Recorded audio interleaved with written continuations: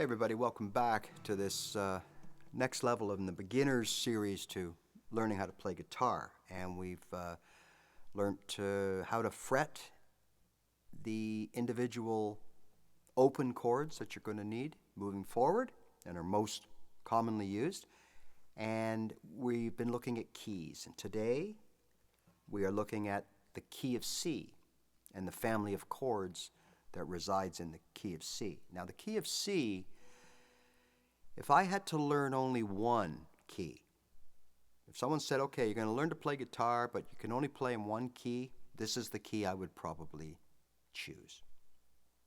Now, first of all, I'm not a blues guy.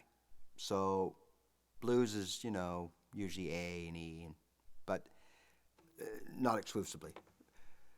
I would choose C because there are actually 5 easy to play open chords in this key family, right?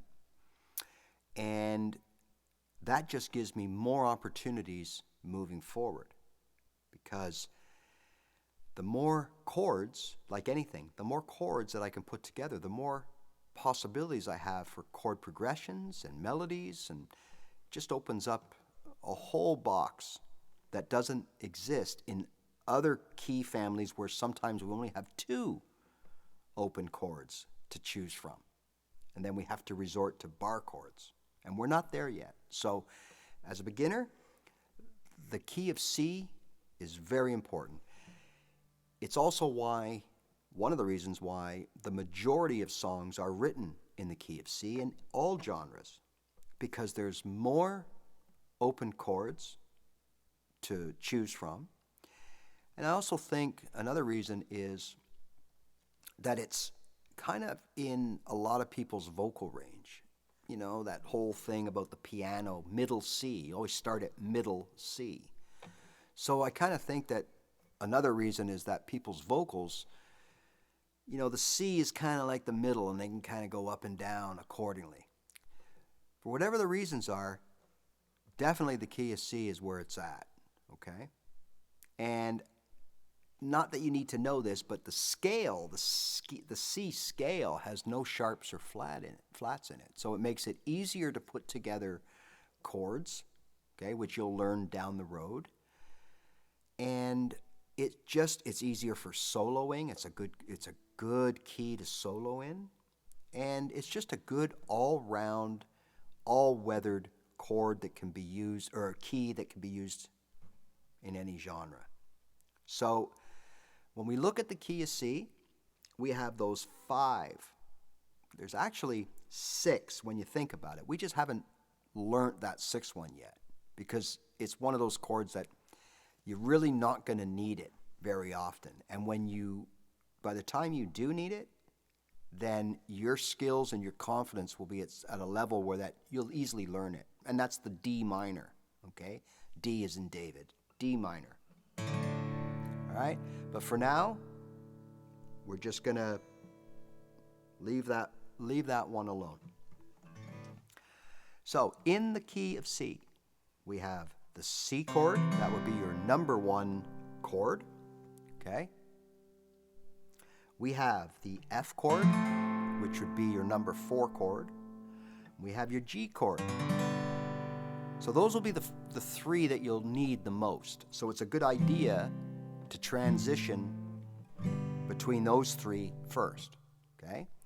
Now, you'll notice I'm playing my G with my back 3 fingers instead of these 3 fingers. So you're probably, a lot of people teach this G. I played that G when I started out too. But then I switched to this G with these fingers, replacing, the exact same notes are fretted, for this reason right here, is that there's my G. So in the key of C, if I'm going to often go to a C, I'm right there. I just lower those fingers and add my pointer, and then F is the next major chord that you're going to need in this key. And I just slide everything, these again, down 2. And I got my F. F, C, G, G, C, F. Minimal movement, easier to fret it properly moving forward, okay? So that's definitely what I recommend, is to try to play your G early on in your learning like this. And moving forward, it'll add all kinds of versatility to your playing. When it comes to transitioning into bar chords, you'll have your trigger finger is right there, ready to go. Okay? Picking out notes, walk-ups and walk-downs, it's all there. You got a little finger, you got a pointer finger to lead the way. So it's a good thing down the road to know how to do. All right?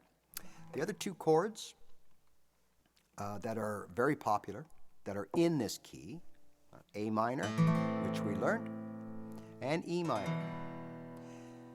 And make a note that a lot of times in songs, these two chords actually follow each other.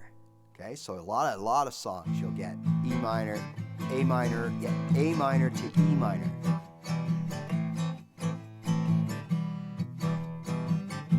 It's a very popular little progression, okay? So why not practice them that way? Much like your C, it's very popular to go to your F and G. So we're going to practice that. E minor, E minor, C, G, F. Okay?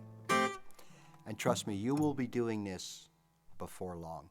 Like I've said in other videos, there's no magic pill, but there is a magic word, and it's called practice. If you have any questions, absolutely let me know.